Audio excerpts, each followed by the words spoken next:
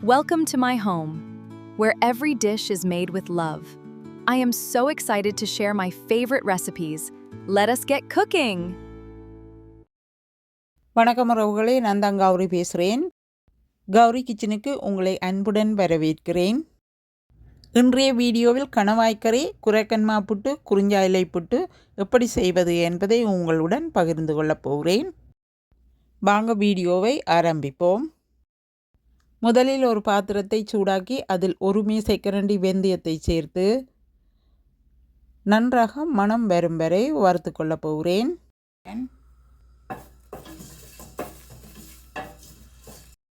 இப்போ வறுத்து கொண்டிருக்கும் வெந்தயத்துடன் ஒரு மேசைக்கரண்டி சோம்பு, ஒரு தேக்கரண்டி கடுகு, 2 துண்டு பட்டை, 4 கிராம்பு, 5 ஏலக்காய் துண்டுகள் சேர்த்து இப்போது எல்லாத்தையும் ஒன்றாக சேர்த்து 1 நிமிடம் வறுத்து கொள்ளுகிறேன். இப்போது வெங்காயம் வதக்குவதற்கு தேவையான அளவு கனோலா ஆயில் சேர்த்துக்கொள்கிறேன். ஒரு கைப்பிடி கறிவேப்பிலை சேர்த்து 1 நிமிடம் நன்றாக வறுத்து கொள்ளுகிறேன். இப்போது துண்டுகளாக நறுக்கிய ஒரு பெரிய வெங்காயம், 3 பச்சை மிளகாய் கீறி சேர்த்துள்ளேன். இப்போது தேவையான அளவு உப்பு சேர்க்கிறேன். ஒரு தேக்கரண்டி சேர்த்துக்கொள்ளுங்கள். இப்போது சிறு துண்டுகளாக இருக்கும் 3 காய்ந்த செத்த மிளகாயுடன் சிறிதளவு ரம்ப இலை சேர்த்து 1 நிமிடம் வதக்கி விடுகிறேன். வெங்காயம் இந்த பதத்துக்கு வதங்கி வந்தவுடன் 1/2 கிலோ கணவாயை 1/2 தேக்கரண்டி உப்பும் 1/2 தேக்கரண்டி மஞ்சள் பவுடரும் சேர்த்து க்ளீன் பண்ணி வைத்திருக்கிறேன். இப்போது வதங்கிய வெங்காயத்துடன் சேர்த்து கொள்ள போகிறேன். அடுத்து ஒரு மேசைக்கரண்டி இஞ்சி பூண்டு விழுது, ஒரு மேசைக்கரண்டி தயிர், 3 மேசைக்கரண்டி கௌரி கிச்சன் பிராண்ட் வீட்டில் தயாரித்த கறித்தூளை சேர்த்துக்கொள்கிறேன். 3. இது என்னுடைய பிராண்ட் கறி பவுடர். இப்போ எல்லாத்தையும் ஒன்றாக சேர்த்து கலந்து விடுகிறேன். இப்போ தண்ணீர் சேர்க்க வேண்டாம். கணவாயிலிருந்து இயற்கையாகவே தண்ணீர் வெளிவரும். இப்போ பாத்திரத்தை மூடி நன்றாக கறியை வேக விடுவோம்.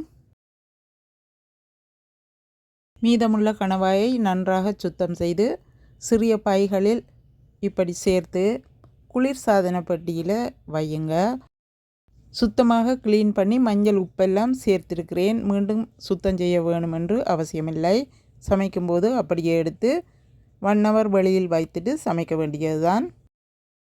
10 நிமிடம் கழித்து பாத்திரத்தின் மூடியை திறந்து 1 நிமிடம் கறியை கிளறி விடுகிறேன். தோலை உரிக்காமல் சூடான தண்ணீரில் 2 நிமிடங்கள் வேக வைத்து துண்டுகளாக வெட்டி வைத்திருக்கும் ஒரு உருளைக்கிழங்கு அதையும் சேர்த்து கொள்கிறேன். அனைத்தையும் 1 நிமிடம் நன்றாக கலந்து மீண்டும் பாத்திரத்தை மூடி உருளைக்கிழங்கு நன்றாக வெந்து வரும் வரை மேலும் 5 நிமிடங்கள் சமைக்கிறேன். மேலும் 5 நிமிடங்கள் கழித்து பாத்திரத்தின் மூடியை திறந்து தேவையான அளவு புளித்தண்ணீர் சேர்த்துக்கொள்கிறேன். உங்களுக்கு தேவையான அளவுக்கு புளி சேர்த்துக்கொள்ளுங்கள். இப்போ 1 நிமிடம் கிளறி விட்டுட்டு 1/2 கப் முதல் தேங்காய்ப்பால், 1 தேக்கரண்டி கௌரி கிச்சன் வீட்டில் தயாரித்த மசாலா தூளையும் சேர்த்து அனைத்தையும் 1 நிமிடம் நன்றாக கலந்து கொள்கிறேன். மீண்டும் பாத்திரத்தை மூடி கறி நன்றாக கொதித்து சுவை ஒன்றாக சேரும் வரை மேலும் 5 நிமிடங்கள் சமைத்து கறியை அடுப்பிலிருந்து இறக்கி கொள்ள போகிறேன். இப்போது கறியை அடுப்பில் மிக குறைந்த தீயில் வைத்து விடுகிறேன். கறி மெதுவாக கொதித்து கொண்டிருக்கட்டுக்கும் அதற்குள் புட்டு செய்வதை ஆரம்பிக்க போகிறேன். இப்போது வீட்டிலேயே வறுத்து தயாரித்து வைத்துள்ள 1 கப் குறிஞ்ச அரிசி மாவை எடுத்துக்கொள்கிறேன். அடுத்து 1/2 கரண்டி உப்பு சேர்த்து கொள்ளுகிறேன்.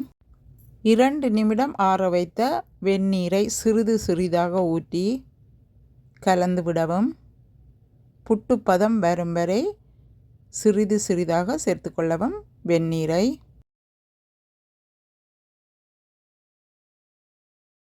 தடியால் நன்றாக கலந்து விடுகிறேன். இப்போ புட்டு மா பதத்துக்கு குறிஞ்சாயில் மா வந்துட்டார். இப்போ ஒரு கப்பால் கொத்தி எடுக்கிறேன்.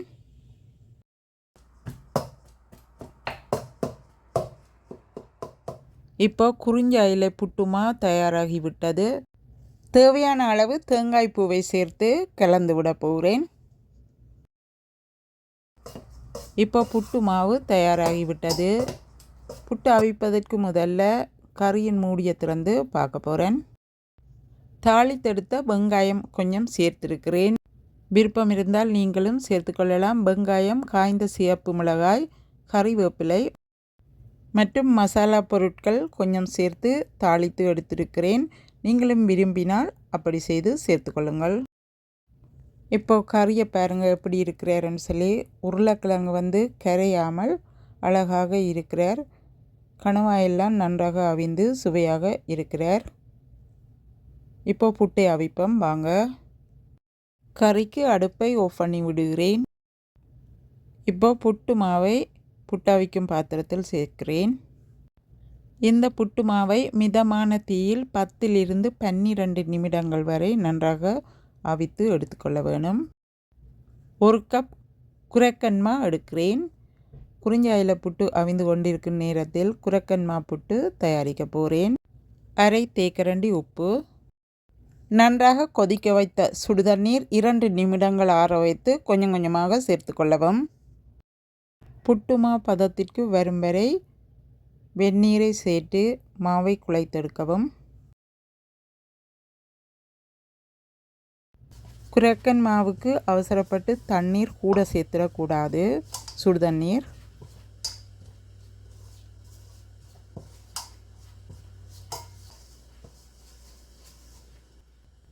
இப்போ புட்டுமா ரெடி ஆகிட்டார். நான் கொத்தி எடுக்கிறேன்.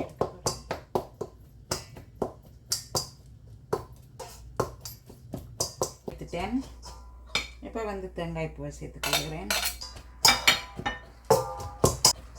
இப்போ குரக்கன்மா புட்டுமா தயாராகிவிட்டது. குறிஞ்சாயில புட்டுமா அவிந்து விட்டது. அடுப்பிலிருந்து இறக்கி எடுத்துட்டேன். இப்போ அவித்து எடுத்த குறிஞ்சாயில புட்டை வேறொரு பாத்திரத்தில் மாற்றி எடுக்கிறேன்.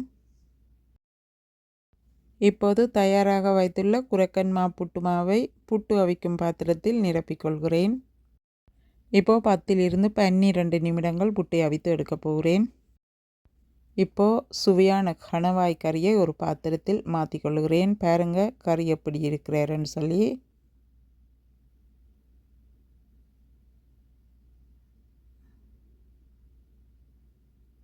பார்க்கவே அழகாக உள்ளார். சுவையும் அதே மாதிரி தான் இருப்பார்.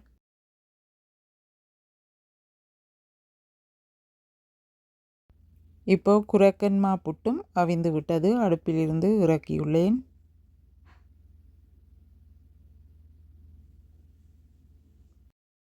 பாருங்க எப்படி இருக்கிறாருன்னு சொல்லி புட்டு.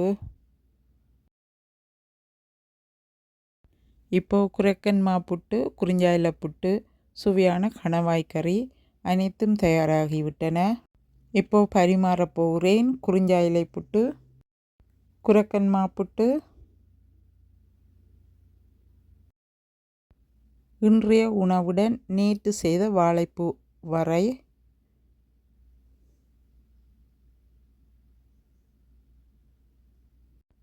மீன் பத்திய கறி அரைத்து சமைத்தேன் நேற்றைக்கு.